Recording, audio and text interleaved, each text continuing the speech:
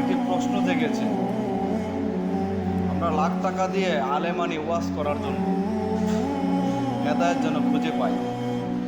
কোনো একজন আলেম যখন ফতোয়া দেয়, সে ফতোয়া আমরা মুসলমান হিসাবে চেষ্টা করি তার সেই কথাকে রক্ষা করার জন্য।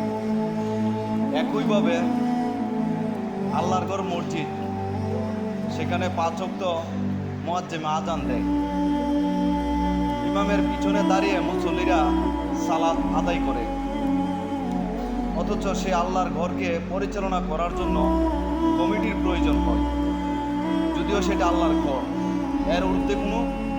এর উপরে কোনো ঘর নেই, অথচ সেই ইমামের পিছনে আমি দাঁড়িয়ে নামাজ পড়তে পারতেছি, তার আজানের সুর শুনে আমি মসজিদে আসতে পারতেছি, অথচ সেই মসজিদ চালানোর জন্য কমিটি নাকি প্রয়োজন হয়। সেই কমিটিতে একজন মুয়াজ্জিম, একজন ইমাম কোনো মসজিদে আছে কি না সেটা আমার জানা নেই। তবে আমি মনে করি তারকে যদি বিশ্বাস করে তার পিছনে আমি নামাজ পড়তে পারি, তাহলে একইভাবে আমি মনে করি যে প্রত্যেকটা মসজিদের কমিটির মাঝে প্রথম স্থানে একজন ইমাম, দ্বিতীয়ত মুয়াজ্জিমকে রাখা উচিত। নয়তো ব্যাপারটা কীরকম হয়ে যায় জানেন? যেমন আছে না, যে আল্লাহ তো বলেছেন, হে মুমিন বান্দারা তোমরা সালাত আদায় করো।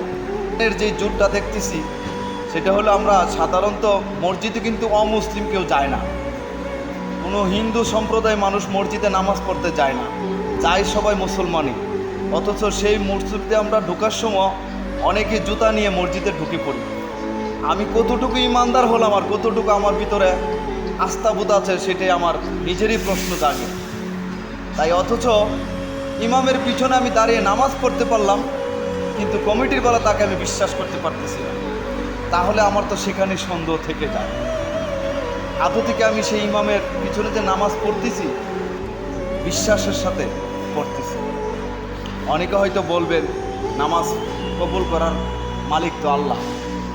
তাহলে আমি মূল কথাটি হলো যে আমি একজন ইমামকে কতটুকু বিশ্বাস করতেছি, অথচ নামাজের বেলা তাকে আমি ঠিকই বিশ্বাস করি, কমিটির বেলা তাকে মনে হয় আমি বিশ্বাস করতে পারতেছি না।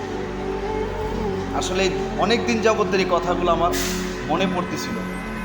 জানি আমার এই কথা শুনে অনেকে হয়তো বা আমার উপরে রাগান্বিত হইতে পারে। তো ঠান্ডা মাথায় বসে একবার চিন্তা করে, যে ইমামের পিছনে আমি নামাজ পড়তেছি সেই ইমামকে আমি মসজিদ কমিটির বেলা বিশ্বাস করতে পারতেছি না, জিনিসটা অনেক ভাবিয়ে তোলে। যেখানে একজন ইমামের মর্যাদা অনেক অনেক বেশি, পরিচালনা করার জন্য একজন ইমামকে আমি বিশ্বাস করতে পারতেছি না। তাই আশা রাখি সকলেই এই বিষয়টা নিয়ে ভাবার দরকার এবং আমাদের ভাবতে হবে। আল্লাহ হাফিজ।